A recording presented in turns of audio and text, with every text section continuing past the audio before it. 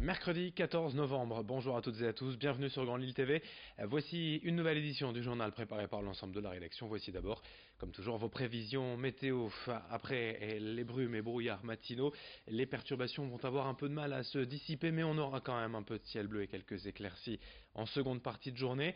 Pas de précipitations de prévues aujourd'hui et les températures en baisse. 10 à 11 degrés cet après-midi pour les maximales à Lille. On en reparle bien sûr avec les prévisions complètes après ce journal.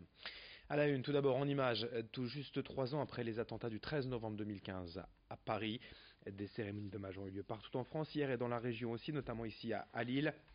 Les élus se sont rassemblés sur le parvis Ludovic Boumbas, du nom de ce nordiste de 40 ans, tué ce soir-là à Paris en protégeant une amie. Sa famille, des proches et amis étaient également là pour lui rendre hommage. Pour tous, 3 ans après ces attaques, l'important c'est de rester unis et solidaires. Écoutez ainsi Martine Aubry au micro de Lucille Berthe Constant. Simplement le message de ne jamais oublier et rester debout. Parce que je crois que ça a été la réaction des Français par rapport à ces actes terroristes autour du Bataclan, des différents lieux et notamment de la belle équipe où Ludovic Boumbas a été tué. Je crois que la réaction des Français a été à la fois de l'effroi et en même temps de la solidarité. Et personne n'oublie. Et aujourd'hui, il y a des manifestations à Paris, bien sûr, mais partout il y a eu des morts, des tués par ces criminels. Eh bien, aujourd'hui, on se souvient. Ludovic, c'était un garçon merveilleux, gai, ouvert, qui avait beaucoup d'amis, et notamment dans ce milieu musical, et beaucoup de ses amis sont là aujourd'hui. Voilà, on ne veut pas oublier et on veut continuer à serrer les coudes contre le terrorisme, qui est le contraire même de l'humanité, de ce qu'on attend de l'humanité. Voilà, et c'est la troisième anniversaire, mais on a l'impression que c'était encore hier. Voilà.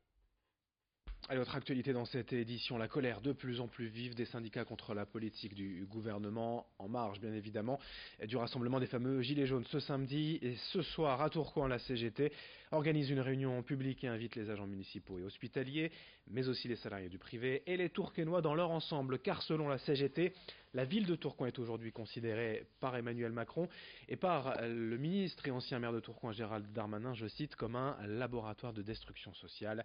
Selon eux, les conditions de travail ne font qu'empirer dans les collectivités, notamment à l'hôpital. Les syndicats veulent aujourd'hui que les habitants prennent conscience du problème et se mobilisent. Explication recueillie par Lucille Berthe Constant. Nous sommes ici à Tourcoing, dans une ville appréciée, semble-t-il, par un certain M. Darmanin, ministre de M. Macron, et une ville que nous considérons comme l'un des laboratoires de la destruction sociale de ce pays, avec la politique de Macron. Une ville où la misère et le chômage sont à des taux largement supérieurs à la moyenne, et dans lesquels les services publics sont attaqués.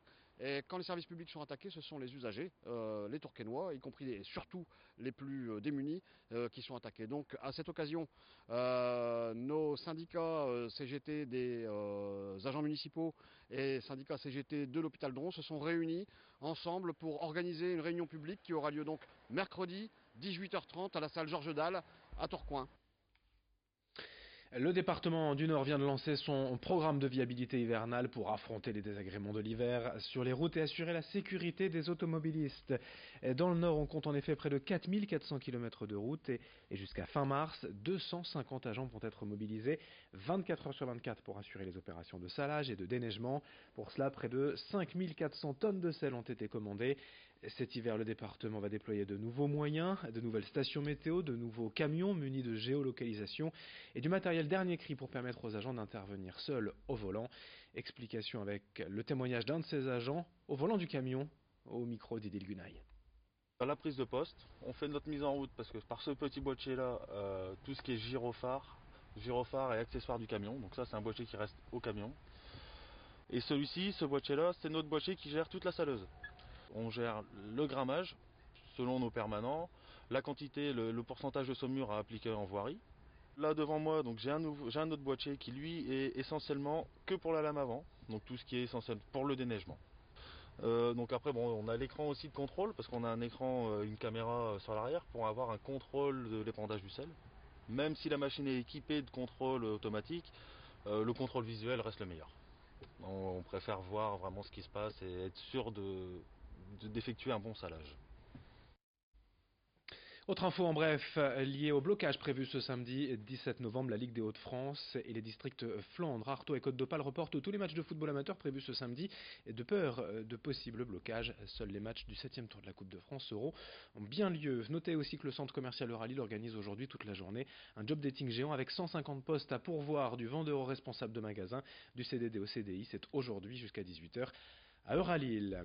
Pour terminer, une belle nouveauté à vous présenter au hall du marché d'Oisem pour manger le midi. Il y a bien sûr le traditionnel poulet, les tartiflettes, les paellas ou encore les nems et pâtes asiatiques. Il y a désormais les galettes bretonnes. Reportage signé Vincent Vieillard.